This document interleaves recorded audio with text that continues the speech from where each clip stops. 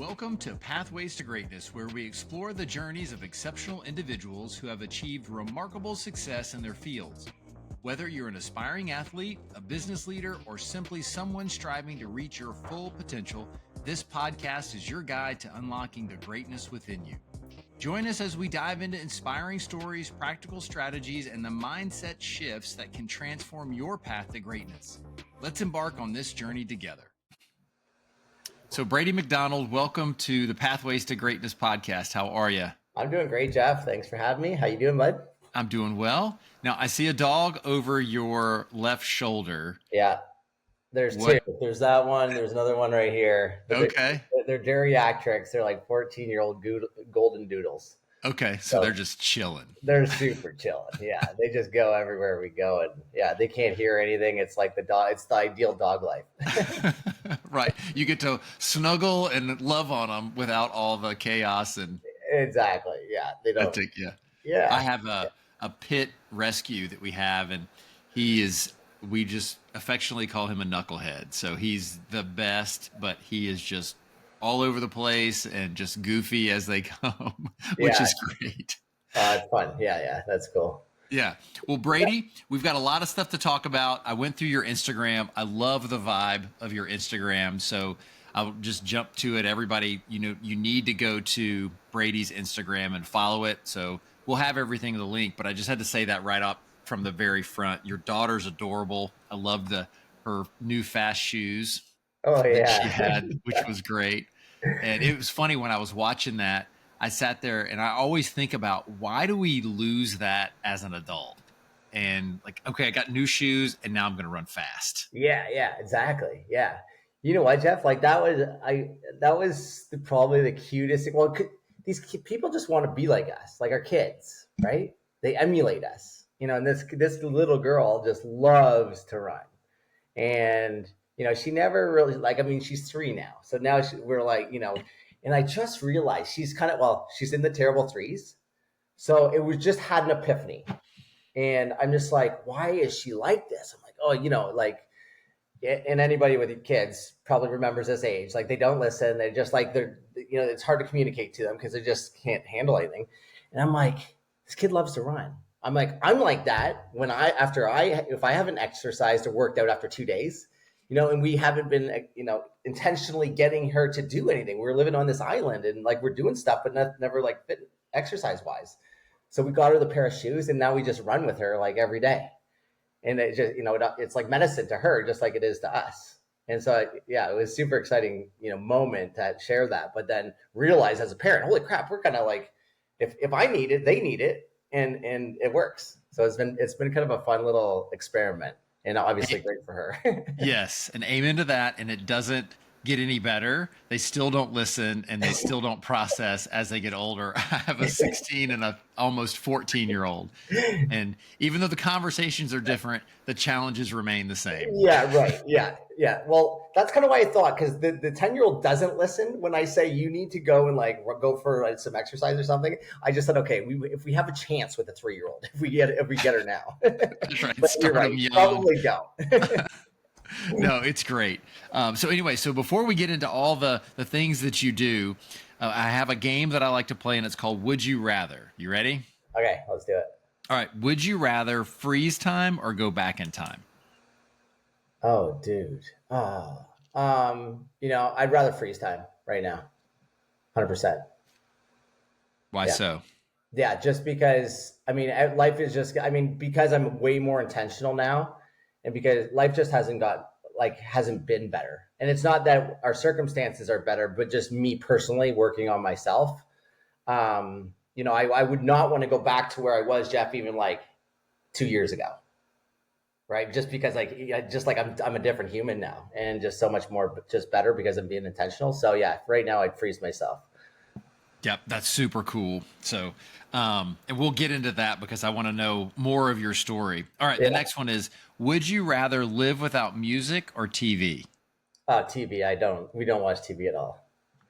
Yeah. What do you like to listen to? Yeah, I listen to all kinds of music. So it depends on the mood. Sometimes I can run and exercise to just chill country. Sometimes we're listening to just acoustic music. That's if we're cooking dinner and just or even like sort of meditation music in the house just to keep it calm. But then I could I can rip it up if we're on the boat or running, I could pump it up and, I could listen to some rap that's not too crazy. Yeah, I love music, but not as much as I used to. Like I used to drink a lot, right? So it's part of like what I used to like the habits, but now I don't do that. So it is more to like, just kind of assist in the mood versus, be part of the entertainment, I guess. Yeah, isn't that interesting of the triggers that we don't realize that we may have? How long did it take for you to see that music was a trigger that was associated to drinking? Well, I always just at that point, like I was living in this make believe world because, like, when you're socializing and it's just a vicious cycle, you don't really know it's real, at least like, in my opinion. But like, I always thought I couldn't handle quietness. And I think that's true. So I always had to have music. And then, if I'm sitting still and doing anything, I wanted to socialize because I was always trying to escape this, like the reality of my, maybe just myself, couldn't handle the thoughts or the things that were going on. And then once I just addressed that and stopped drinking and started to like just be me and like work on, you know, use fitness instead of entertainment and socializing. I got in my own body instead of my head, and I'm totally good with silence. And so now it's not a trigger because I'm okay to be alone, and I'm okay just to be before, but I wasn't, right? I always was using like alcohol like a drug, like most of like a lot of other people do, to either have fun, to socialize, to relax, to entertain, to do something, right? And I, at that point I needed it because I didn't try to become this new person. I hope everybody heard what Brady had to say is once he dealt with it and getting okay with the thoughts, I 100% with you on that. And for me, it was TV.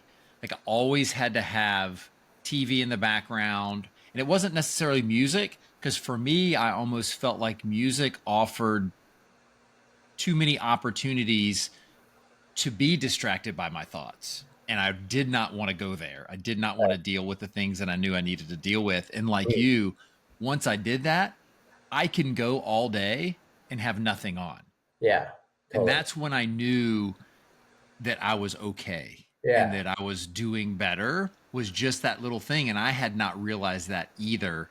And then I went, wait a minute, I haven't turned anything on like all day and yeah, I'm okay with it. I'm not yeah. like freaking out. I love that. Yeah, Yeah. it's interesting because I've been kind of like noticing this as well. Like I just drove from Canada where our summer house is up there back down here, and like half the time I had nothing playing.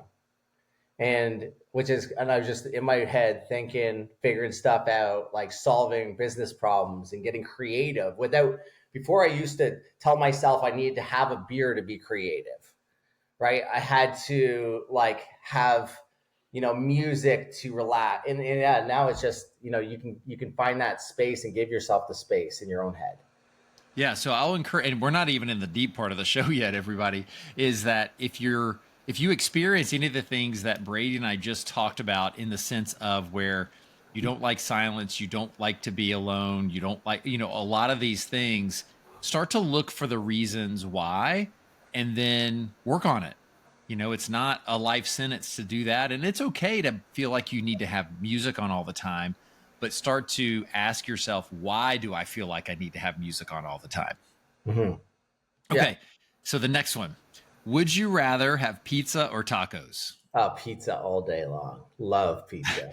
What? Not, I'll even go like, I'll do pizza, but I'll do gluten-free crust too, because it just feels that much better. Like I feel like internally it's healthier, right? But yeah, like pizza is a staple in my life. Yeah. Do you have favorite toppings?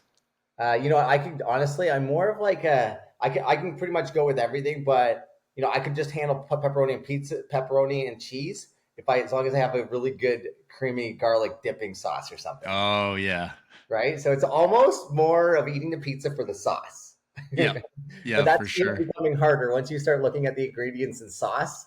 I've been like eating pizza without it almost because it's hard to Yeah. find healthy stuff. Well, it's like Papa John's, whatever that stuff is in that cup, that garlic. And I know that there's nothing real in it. It's Yes, completely manufactured, so but it true. is so good. It's It so is so good. amazing. And like Yeah. you with the gluten-free crust, I'm so glad they've started to figure out better versions than they did 5, 6, 7 years ago because it was awful back Yeah. in the day. Yeah. Yeah. You can find some decent stuff. You just got to try it. Right. Yeah, Yeah. for sure. Eat the pizzas Okay. for the toppings, not for the dough. Are you a pineapple on a pizza I kind can of I can guy? tolerate pineapple. Yeah, yeah, Okay. yeah. I can handle the Canadian with the pineapple on there. Yeah. Some people are very violent when it comes to that about Don't put pineapple. fruit on my pizza.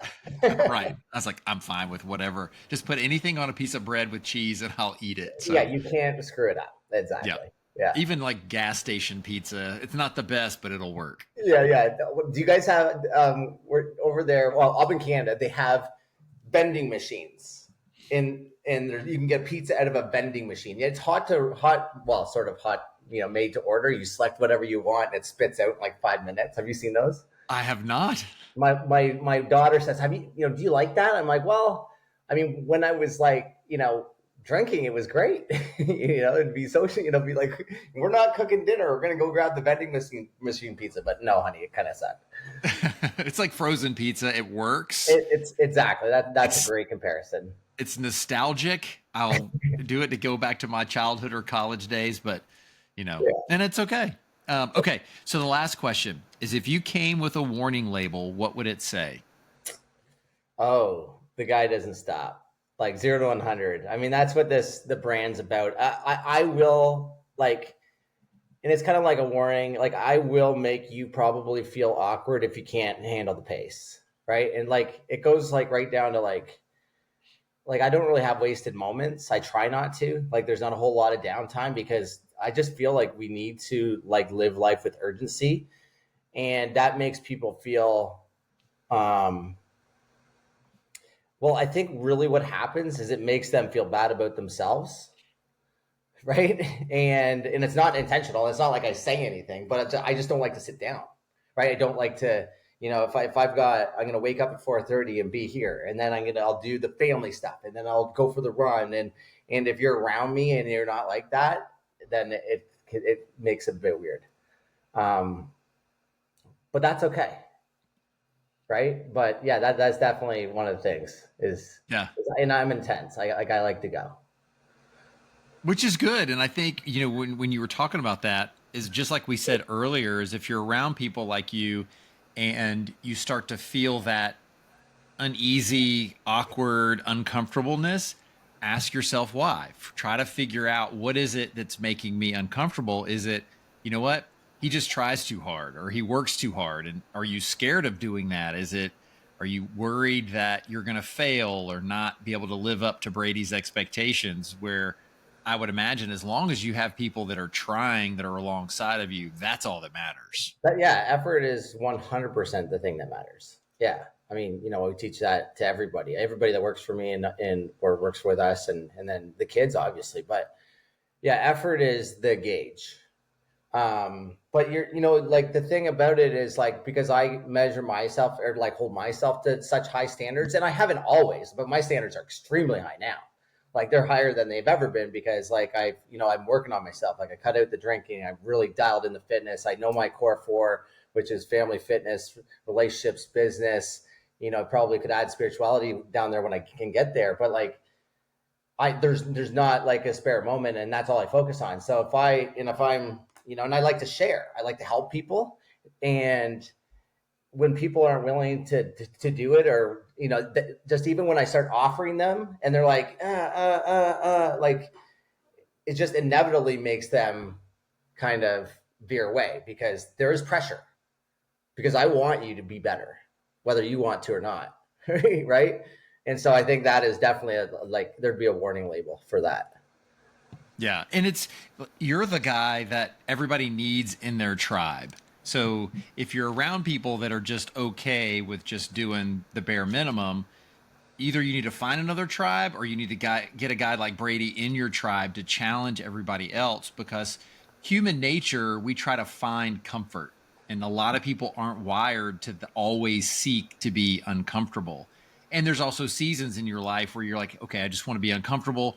I'm going to do everything I can. And then there's times like, I'm just exhausted. I'm Yeah. tired. So at the same token, you need to listen to what your body's telling you and what other people are telling you, but you can still push the limits and challenge yourself. Yeah, 100%. I think it is important to recognize seasonality within life. But like we just have to make sure, like I always think that there's lots of hacks to make sure you don't get stagnant and stuck, whether it's from fitness aspect or business or your career path. And it's about being super intentional and getting stuff on the calendar, right? And like you said, being around the right people. Like if you know that you have, and I think that it all starts with really becoming ultra aware and accountable of who we are today. And I've been thinking about this lots. Like half of us live in this, like we're not truthful about who we are, right? And where we actually are not, where we need to work on, right? I got really real with myself at one moment, like a year and a half ago. And I'm just like, holy crap, I need to be the one that's putting in the work here, right? I'm the one that needs to work on myself. This is where I suck. And because I suck here, these are all the other areas of my life that are having consequences to that, right?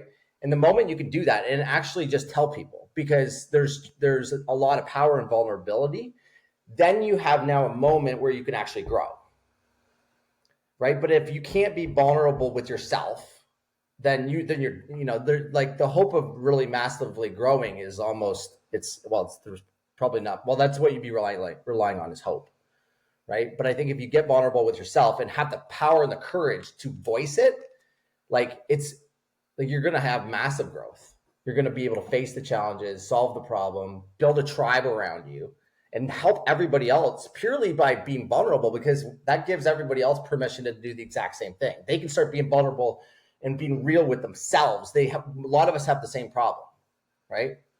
So whatever that is, but like, for me, when I started getting vulnerable with myself and voicing it, that, hey, this has been my weakness. This has been my downside. And it's like people come out of the woodwork and it doesn't have to be Instagram worthy stuff. This just has to be real.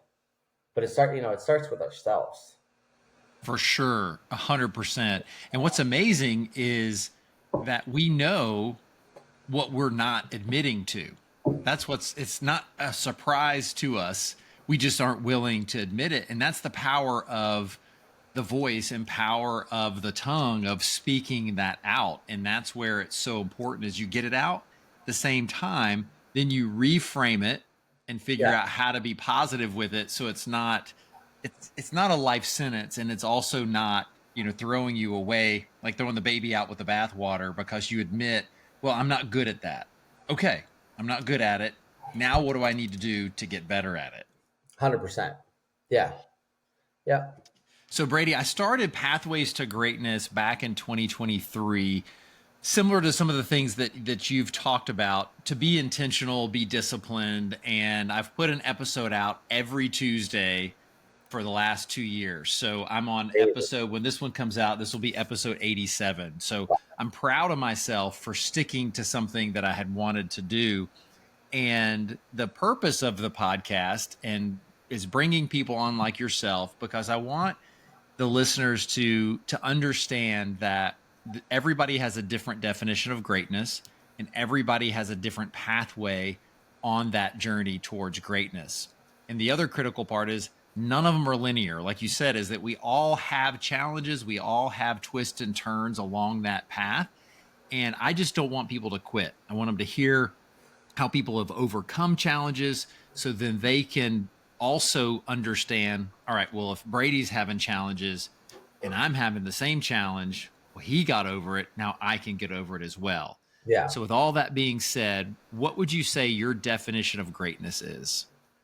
Yeah. My definite, so I mean, we all have. Like, okay. So everything you just said, Jeff, like really resonates with like the 0 to 100, is because like we all are, and that's a path. Like it's from wherever we are to our greatness or our 100. It's the journey along that way, and I think the definition of it is really independent of who we are. To me, right now, greatness is just getting better every day and being and being super intentional. Man, I'm just like just so focused on making sure that like every moment that I spend, it's working, it's contributing or adding value to those four things that I said, right? And so to me, what I learned was that I can't create great things unless I'm great myself, right? So I needed to really start focusing on number one, and that's me. And because when I started to like deal with myself and really focus on my own fitness and be able to really develop the mindset, then I was able to serve everybody else better. And so that's the path that I'm on. I mean, I don't by any means think I'm great. I've been doing some really cool things, and I think that with this 0 to 100, we created a 0 to 100 day challenge, which is really helping people like develop the skills and the daily habits so they can also look after their body, so they can also look after number one, so then they can serve everybody they want better, and their business is better, and their kids better, and everybody else. And one of the things that I thought was really interesting, and then you think about this, is like it's 100 days to do this challenge, right? But like in a year, if you really want to be great at something or very, very, very good at something, all you need to do is focus on it for 100 days, right? There's lots of studies out there that I'm not going to quote because I don't know them all, but think about it. Like for example, when I stopped drinking and I started focusing on running and hired a coach, obviously. And so I went from basically not running to coming first place male in a 50-mile ultra marathon run. I stopped for took about a month and a half off to rest. In another 3-month training session, I ran 100 miles and raised $85,000 for charity. And then I stopped for a little bit. And then another 3-month training session, I did one of the world's hardest triathlons, Ultraman, right? These are all things that compared, in my head are absolutely amazing. They are great things. Like they're extremely hard things, but it just goes to show you like, that's what intentionality and focus will do for us. And it's not just me, it's anybody, because these were all firsts for me, right? I was not an athlete before I, did any of this stuff. Before I ran the 50, I started, talking myself into becoming an athlete, right? And I got intentional, but 100 days, that's what it takes. I mean, that's what I'm really learning that to become not necessarily great, but great in my standards, to run 100 miles or to do these things, 3 months, that's all it takes. It takes 100 days. Right. Yeah.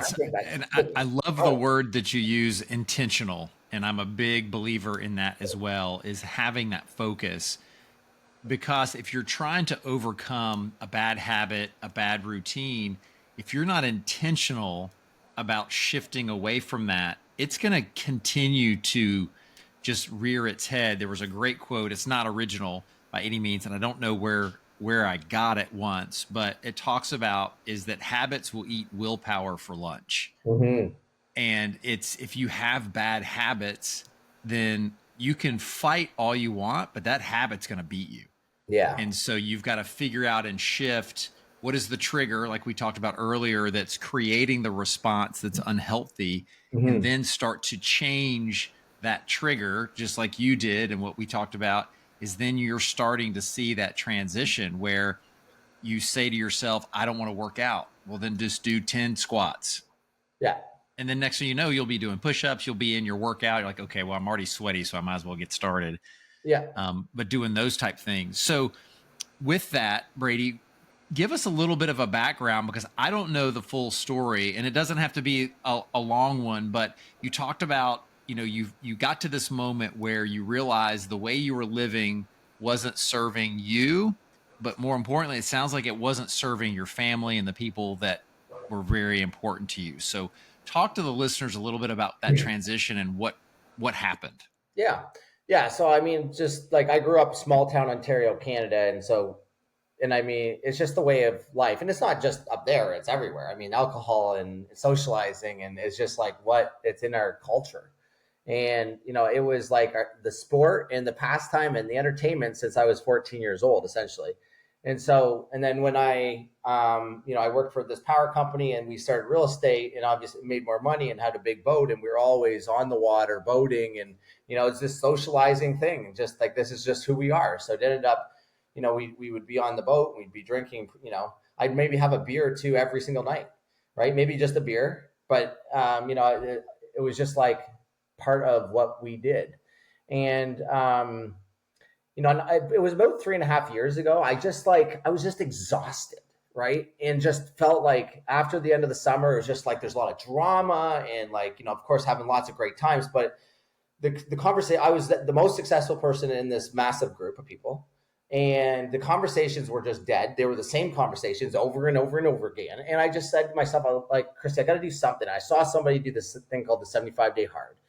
And so, and one of the rules is that you don't drink for 75 days. You also have to do a workout twice a day and drink a gallon of water and take a personal picture and this kind of stuff. And I told my wife this, and she's like, there's no way in heck you can do that. There's no way. She laughed her butt off, actually, because she's like, I've been drinking since I was 14. There's no way. I never did this 30-day sober thing, November, right? And anyway, I crushed it. I said, because that was a challenge. And I do, if I've got something hard I want to do, whether it was get into real estate and quit the corporate job and do all these things, I did it because I won't quit.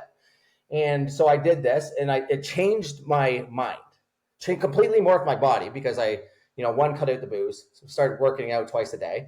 And everything changed in my deal. I got more courage. I became a better father. I became a better husband.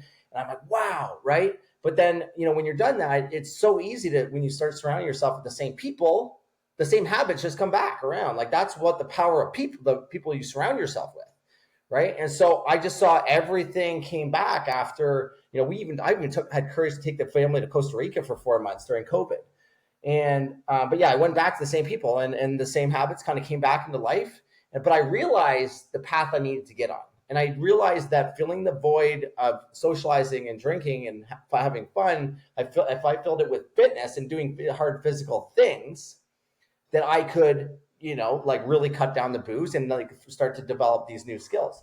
So I did an Ironman or half Ironman, and it worked. But then again, the brain starts to teach you, oh, well, hey, you can do that and do this.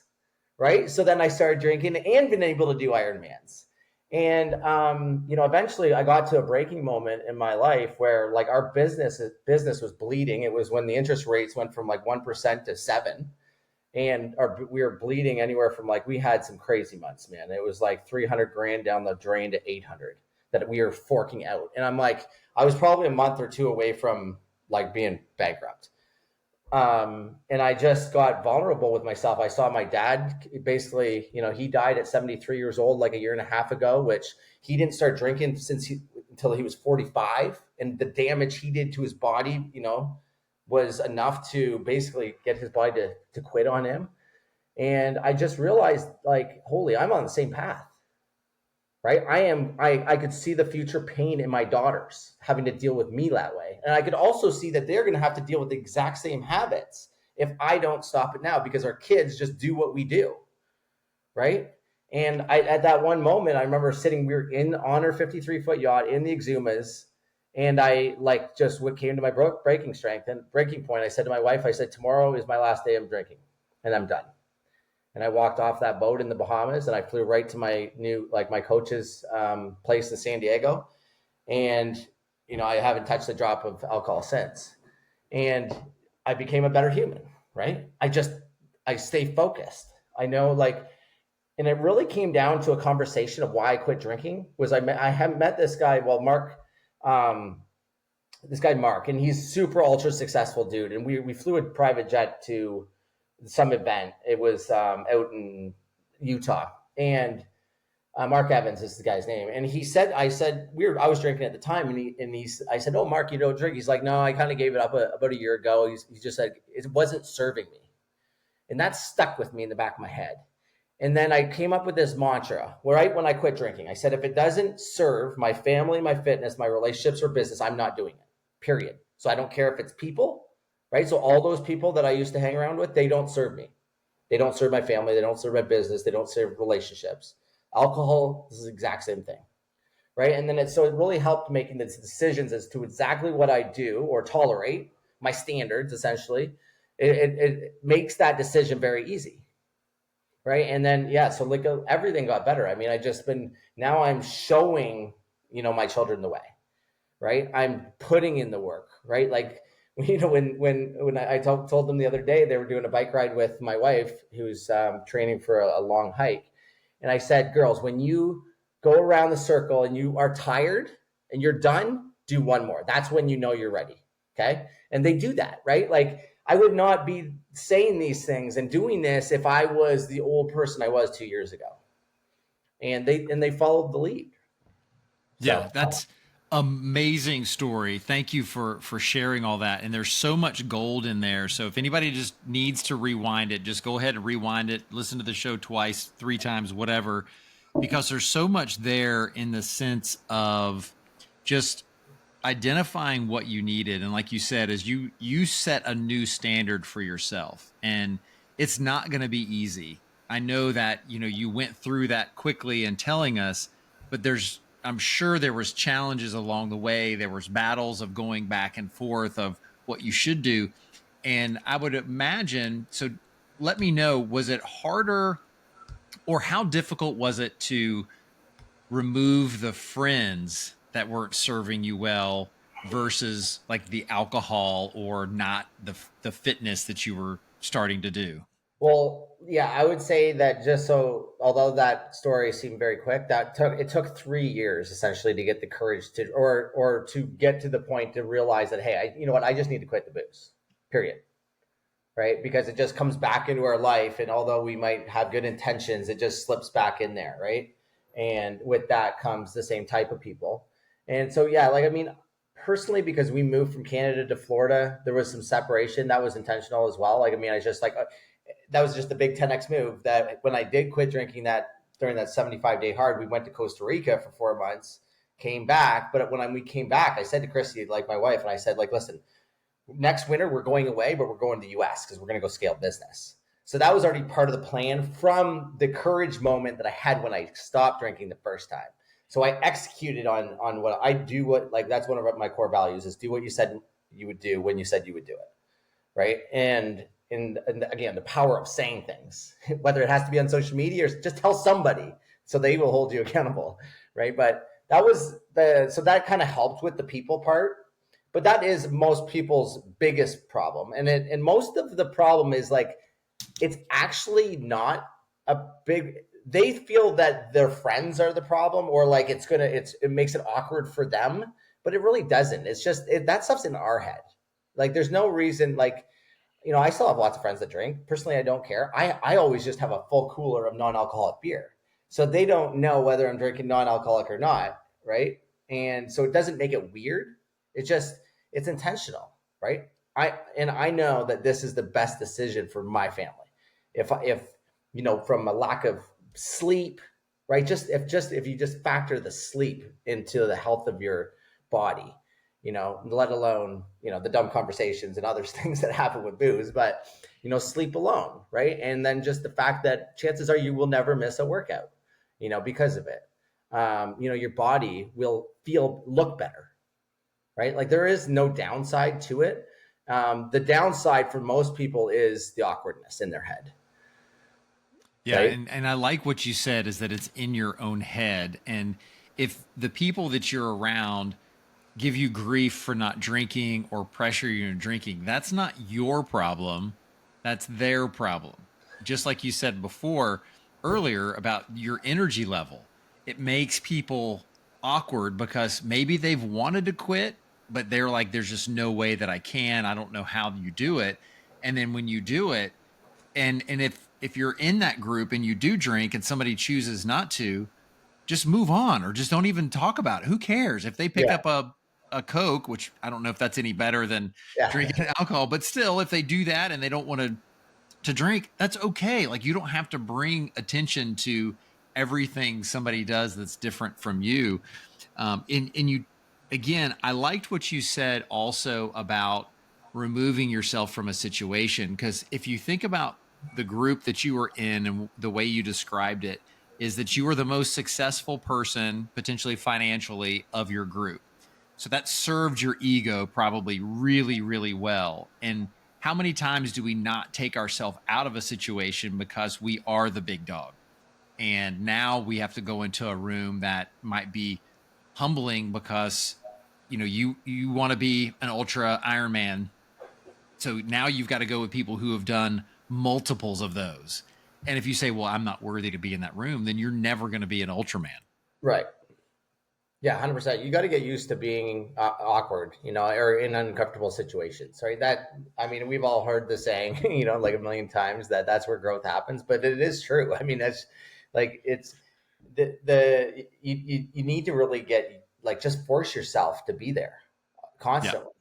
And, yeah, one thing I'm gonna mention this, Jeff, because just even talking about the alcohol thing right now, I guarantee there's some people listening going, "I'm about to end this podcast right now because I don't want to hear this shit." And sorry about the swear word, but and I challenge everybody to not, right? Because this is just, I'm not pushing that on anybody, but it's just like, if you're questioning that, and it's normal, by the way, for everybody to know, just so it is very normal, right? A ton of people that are my followers or just people I know, they couldn't stand the fact that I quit drinking. They couldn't stand the fact that I was talking about it. But then eventually it took time. They would reach out to me and be like, "Hey, I really hated you for a long time. I almost unfollowed you but then I looked inside myself to figure out, why do I feel this way?" And they realized, holy, like, maybe there's some truth to this, Mm-hmm. So that's all I would say to everybody. It's just, seriously, if this is kind of irking you a little bit, this conversation, just ask yourself why.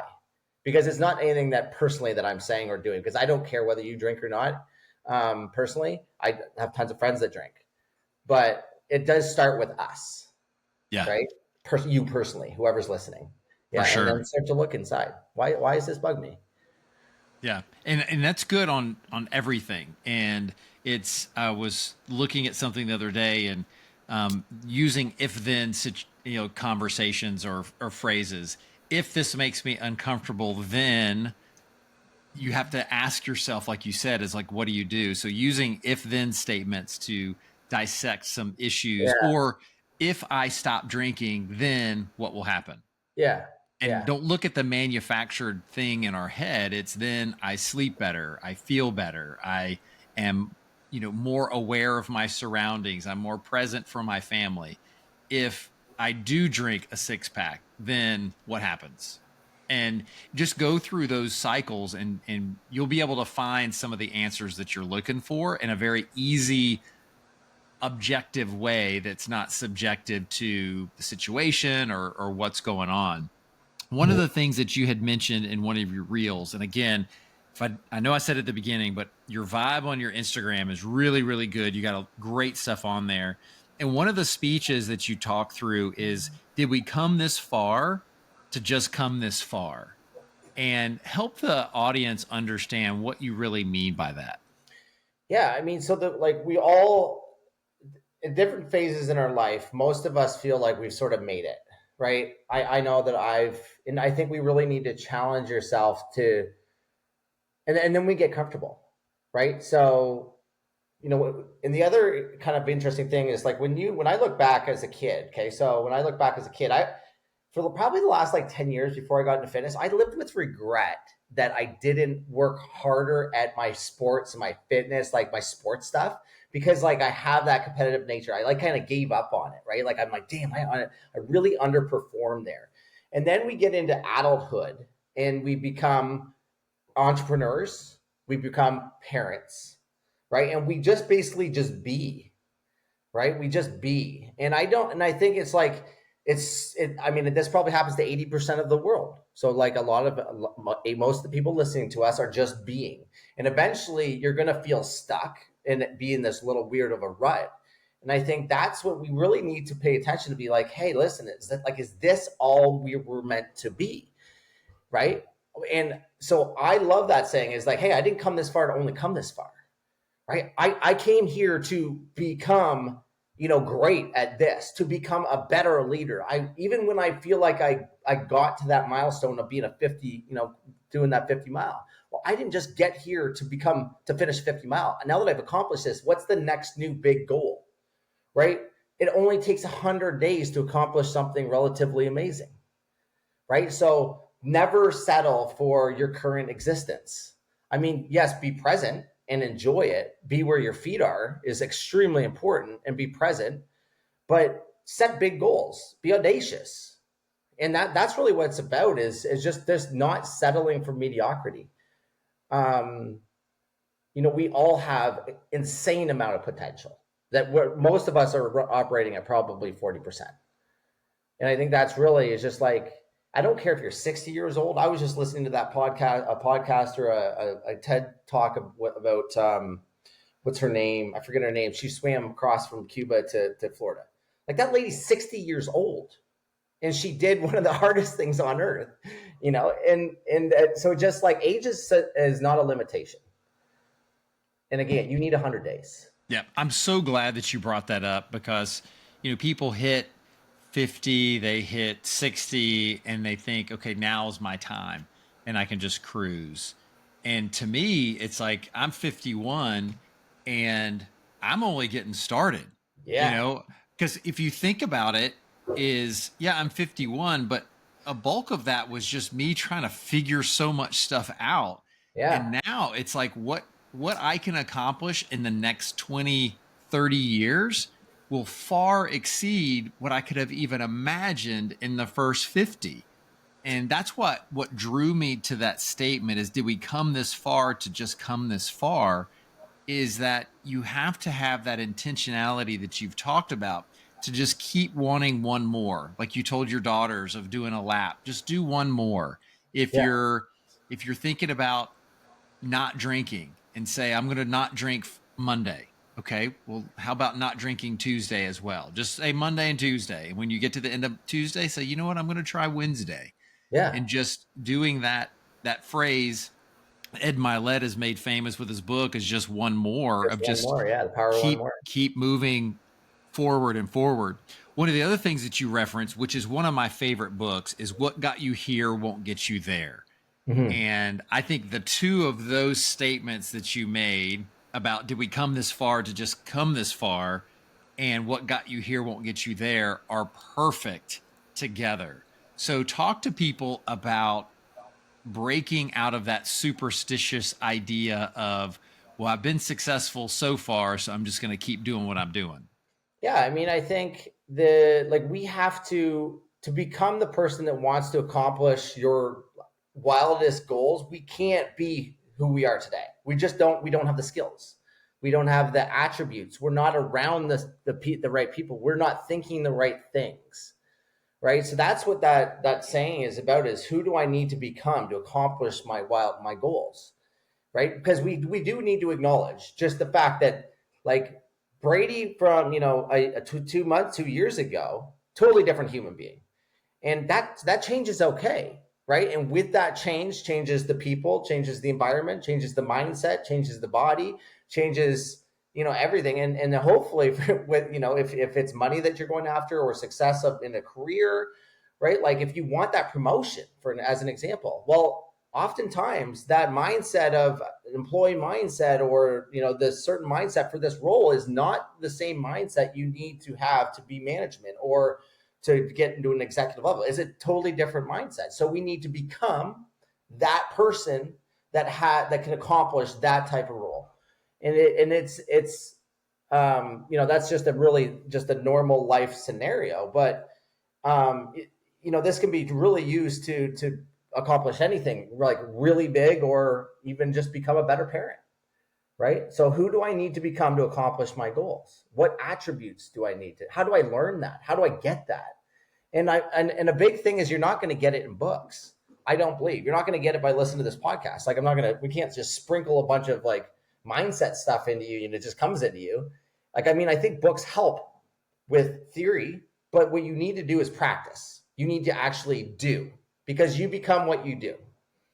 Right. And so I'm a huge, huge proponent on using your body, like physically, through physical fitness, and whether that's walking, whether that's running, cycling, doing hard things on purpose physically is just a great way to all around become a better human and better at business, parenting, most other aspects in your life. Because we get better we get better in life, usually during times of failure, right? sickness, death, financial issues, immense stress. We learn these lessons that change us. And in my opinion, there's no better way to force that on you in a very short period of time than just forcing your body through doing something you don't want to do, that you want to quit nonstop. You will develop the ability to have self-talk and to be able to know when you have that voice on your shoulder telling you, hey, it's okay to quit, it's okay to give up now. You need to develop that skill to silence it, right? And like, to become really good at something, or at life, in my opinion, you have to learn. That's a huge skill. And how you do that, and I just don't know how else you do it personally, besides pushing yourself physically, because I mean, it just happens nonstop. So you get really good at it, or you quit. But yeah, anyway, so that's just one of the strategies that you could implement. And you don't need to be an athlete. I was not an athlete up until, I would say like a year ago. I was just a normal dad. I identified it as an entrepreneur, right? But now I'm an athlete. I'm an ultra athlete. Like, I've done some of the hardest things in the last 12 months that, I couldn't imagine that I'd done. But I've also became a much better parent, and, making more money and created better opportunities and bigger relationships because of it. Because I'm showing up in the world a better way. But it started with showing up in the world for myself. Like, I showed up for myself first. I prioritized myself first. And then in turn, I was able to serve people better. And, I became a different human, right? I just became the person that I needed to become to accomplish some cool things. Yeah. And what I want people to pay attention to is, and what you were saying is talking about becoming someone new, is you had to find somebody and surround yourself with people that you wanted to be like. Not that you wanted to become them, but you wanted to be like them, in the sense of, I want to be an ultra athlete like them. The other thing that you did is, since you didn't know how to do a training for a 50 miler, which you could have Googled it, sure, but you hired a coach. You sought someone whose expertise was going to make what you want to do easier. So those are vital things that so many people, you said earlier, just aren't allowing themselves to be vulnerable enough to ask for help and to seek it. And sometimes you have to pay for it. And that's perfectly okay, because, a phrase, and you've probably heard this as well, is you pay attention to what you pay for. If you pay for it, you're probably going to do it with more frequency than if Brady's like, look, I'll help you for free. Then you're like, yeah, you know what? I'm just tired today. But if you're paying Brady $150 an hour and you've already paid him for that hour, like, I guess I got to go because I already paid for it. So that's a good thing. It holds you accountable, like you said. The other thing that, I want to encourage people to do is, I'm going to have Brady share the 0 to 100, because that's a framework that so many people need that to get started. You have to have, like you said earlier, a goal, something on the calendar that you work towards. Otherwise, you're not going to do it. It's, they say that there's a book called The 12-Week Year, is if you give yourself a year to get something done, you're not going to do it until month 11. Right. But if you say, I'm going to give myself 12 weeks to do this, you might wait till week 11, but you're going to get it done sooner than later. Mm-hmm. And so talk to people about 0 to 100, what it involves, and how you see it helping people that are taking on that challenge.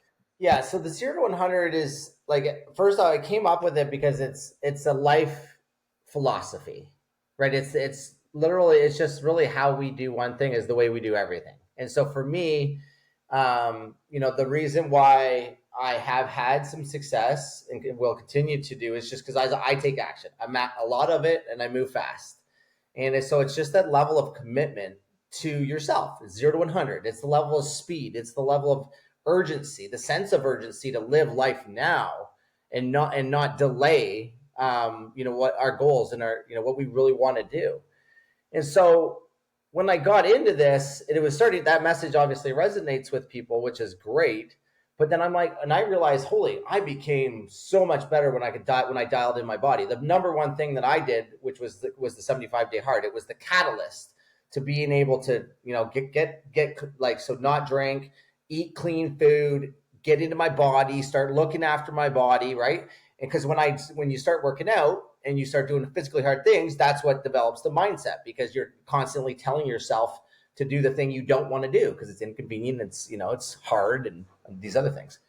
So, but then I'm like, how can I do something that kind of serves the same purpose, but the 2 workouts a day is just overwhelming for most people. So I would go and speak on stages and I would be like, yeah, this is my story, and this is how I transformed, and like my mindset, my body, and probably 50 to 75% of the people would start the 75-day hard the next day.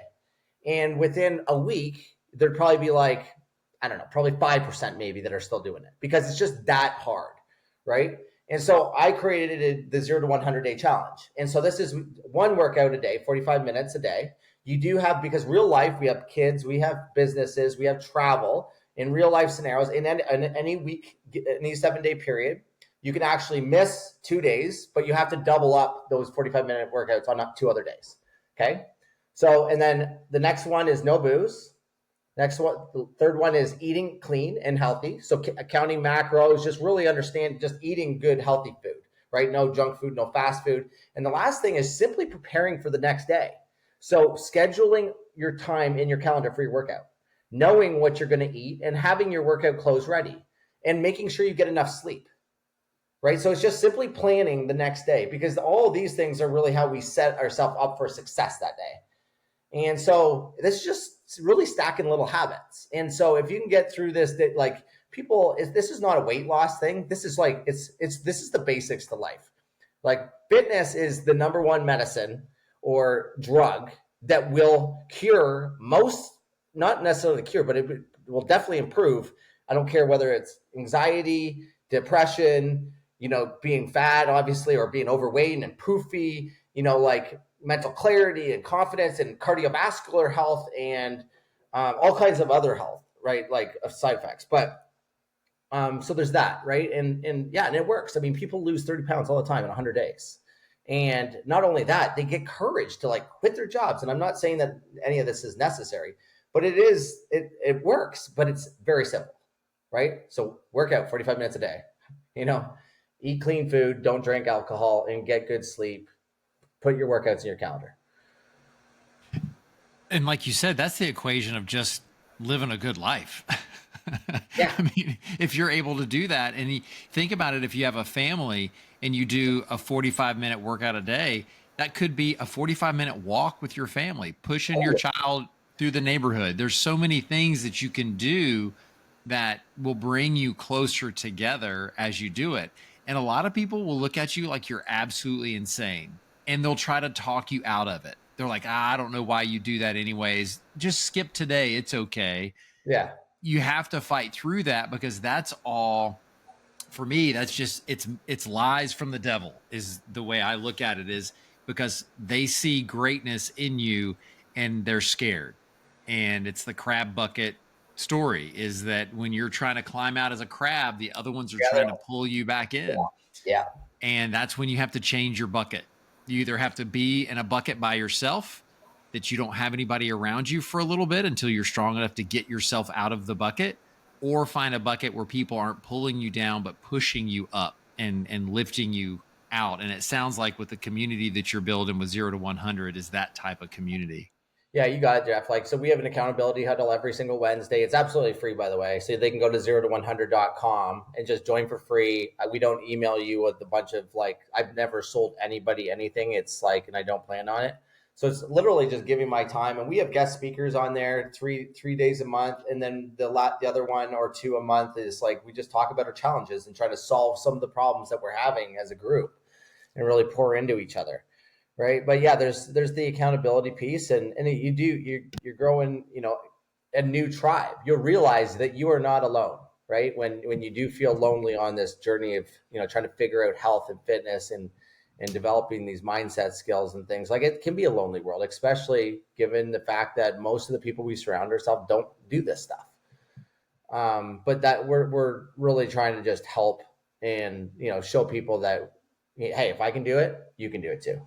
Yeah. Live the example, be the example. You don't have to be like, the people that are hammering everybody to do certain things. Just be that example. It's like, they were saying is that how do you know someone's vegan? Wait a little bit and they'll tell you. Yeah, exactly. And Yeah. it's, and you know, and you see people that get excited about working out and they get excited about different things of life, which is great to be able to share those things. But you also shouldn't judge other people, like we said earlier, is if they choose not to. Be that positive influence to say, you know what, hey, you want to just go walk the neighborhood? And or do you want to just go do this, or do you want to go here, or whatever it may be. That, you know, we're in Orlando. If you have season passes, just like, hey, do you want to go do a lap at Epcot? I mean, Right. it's walking, it doesn't Yeah. matter, you're getting out, you're doing the Yeah. things that you need to Totally. do. Yeah, and I think the really cool thing is that, as you know, it's addictive. Like, well, people will start to follow you, and so you know, within your family, you know, often, like, even Christy. Once I got on this path, it took her a lot longer. We had to, you know, she had to figure out how she was going to do it, and so we realized, okay, she needs accountability. She needs somebody to show up to, so she needs a trainer, right? And so, these trainers can be online, they can be on person, but like, there's like, so she's onto that big, you know, she's dialed right in, and then all of a sudden the food just becomes healthier and better, and then, you know, that translates into the kids. So it's like this whole, your ecosystem does change, but we, like, all ecosystems need a leader, right? And so I urge everybody to be that person, not only for yourself, but for your family, for your community, for the people around you, for all the people that don't want to quit drinking. Just do it for them, because I guarantee if you have a group, people will come out. It will take a little bit of time. You got to, like, have that resiliency to not quit for yourself, but you will create a tribe around you. But it takes us to become, you know, have courage to be the one to, you know, start ultimately. Yep. Yeah. And you'll see the compounding interest of that. And you had talked about earlier that spirituality is potentially one of the pillars. And I'll use an example, is that about 6 years ago, I went through some things and I just wanted to get deeper in my faith. And so I thought, just like you had talked about, is like, okay, I'm going to get the Bible app. I don't know if you have the YouVersion Bible app or if you've seen that. I said, I'm just going to open that and read the Bible verse that's there. Well, Mm-hmm. I'm on day 2,341 in a row. And it just started with that simple, I'm just going to open the app and read the Bible verse and then close it. And what it's morphed into now is I do the devotions that are in it. You know, it's just changed everything about me Yeah. because I made a decision just to open the app and just read that Bible verse a day. And there's been elements of times where I've done it just to keep the streak, which to me is not super healthy, but it's also one of those things that it keeps me going. Yeah. It reminds me that this is what I want to do. And so if that's something that would work for you, I'll issue that challenge to you, is just opening that app and just read the verse that's on there for the day, because it's not going to be bad. Yeah. It's going to be encouraging. It's going to help. If you use that if then statement, if I read this Bible verse, then what? I'm going to have a different connection. I'm going to think different. I'm going Yeah, to I love feel that. different. And it's something that I know that is absolutely life changing. I love that. Yeah, thanks for that, Jeff. I'm gonna do that.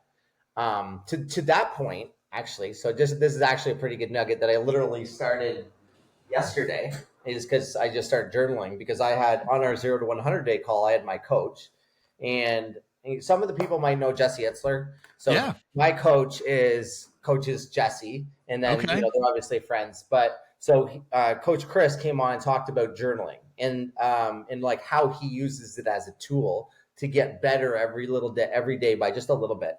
And so I started and committed to that yesterday. And so, because if you know Jesse, very interesting fellow, obviously has had tons of success, tons of crazy stories. But one of his only regrets is that he didn't start journaling 20, 30 years ago. He's only been doing it for, like, you know, maybe, I think it's like maybe 10 years. And or not even, maybe it's that long. But anyway, so Chris told me, told us about journaling. And it's not about like it's not like like woo-hoo-y stuff. It's not about like feelings and getting deep like that. It's just reflecting on the prior day, and then being intentional. So a reflection and intention on what you're going to do today. So whether that could be like, hey, you know, this went really well, this didn't feel good, I didn't do well at this, I experienced this. Okay, well, what are we going to do today to make it better? or to just like improve a little bit. And that's the mindset of just how can we get a little bit better every single day. And so it's 5 minutes a day. So I think like I'm opposed to having these great morning routines that take 2 hours. I think that's kind of bullcrap. Like I think, but 5 minutes a day and reading that thing, Jeff, like reading the app, like these things again are just going to create positivity, and this is proven to work. I mean, if For we're sure. intentional, right? And so anyway, I think those are two great tips that were really Journaling. helpful. Did you happen to read Matthew McConaughey's book, Green Lights? I started it Okay. when I have to finish it. Yeah. So I think you should listen to it more than reading it Okay. because he narrates it and he is fabulous. Well, it all comes from he's been journaling his whole life and he keeps all of his journals. Mm-hmm. So Green Lights is his reflection back on a lot of the journaling that he had done. Wow, cool. And it's good. And I'm not consistent with it. I've done it and I had plans when I quit my corporate jobs. Like, okay, I'm going to journal every day. And I did for a little bit, but then I stopped and then I'll kind of go back when I have a big life event. And it's whatever works for you in the sense that if you can do it and it makes you feel better in the sense of you get the release, daily is definitely better. And so it's like Brady had shared is when you think of the things that we've talked about is find something that is disruptive, but not overwhelming. It's going to disrupt you to doing something different. And it could be where your journaling starts with writing down 3 things that you're grateful for that day. Mm-hmm. That's going to change your day. Like I started affirmations where I read the same, and now I started with 3 affirmations and now I've got 5. And I feel like if it's in my head and I feel like it's an affirmation, it's going in my phone, and I put it in my phone so that way it's easy to access. And just find something that you want to break. If it's reducing the number of hours that you scroll on your phone and you look through social media, there's screen time limits that you can put. There's things there that you can put in place to help you. Like we talked about, is finding a coach, finding a tribe, finding all these things that you can do is really helpful. Brady, I want to be really sensitive of your time. We could probably go and do like a 5-hour podcast because I knew I was going to, when I watched your Instagram and I just saw the vibe, I was just thinking, I was like, I like his vibe. This is going to be great. So all that being said, what would you like to leave the audience with today? Yeah, man, I think, if they're not into fitness, I really think I would love to challenge everybody to join the 0 to 100.com. Just join the challenge, or at least join and like entertain it. Follow me. I think that's another big thing, but get something hard on your calendar. I think that's like, I mean, I'm the first one. If I'm going to preach it, I'm going to do it. And I've got a 100-miler coming up because I just know the power of doing hard things. And for most people, the 0 to 100 day challenge is the one thing I guarantee will change your life. And so I think we just, I'll leave it with this. Like, I just really think that people need to become more selfish because we're all trying to figure stuff out. Right. But until you figure yourself out, you're kind of spinning your wheels. And I think that's the biggest thing is like, it's okay to be selfish and look after yourself. Like, how much better would the world be if all the mothers in the world actually looked after themselves first, as an example? Because we know mothers, women, they look after the household, the house, the family, all these things. They look after everybody. And when do they ever look after themselves, as an example? Almost never, right? But how much better could they serve their kids and their family and everything if they've just looked after themselves? It takes 45 minutes a day. Give yourself that. Give yourself that. That is absolutely perfect. What a great ending to the conversation. And I have a feeling it'll just be interrupting the next conversation that we have. We'll have several of these. So Brady, how can people find and follow you? Yeah, on Instagram or Facebook, it's at brady.mcdonald84. So that's both on Instagram and Facebook. And then they can go to 0 to 100.com and sign up for the challenge, or DM me on Instagram or Facebook. I'm always in there and I'll always respond. So. Nope, that's awesome. Well, everybody, I'll have everything that you need in the show notes. Brady, hang on one second, but everybody, Brady McDonald. Thanks a lot, Jeff. Thanks for joining us on the Pathways to Greatness podcast. We hope that today's conversation inspired you to take steps towards your own greatness. Remember, every journey starts with a single step. If you enjoyed this episode, please subscribe, leave a review, and share it with someone who might benefit. Actually, share it with 3 people that you might think it might benefit. Until next time, keep pursuing your passions and carving your own path to greatness. Take care.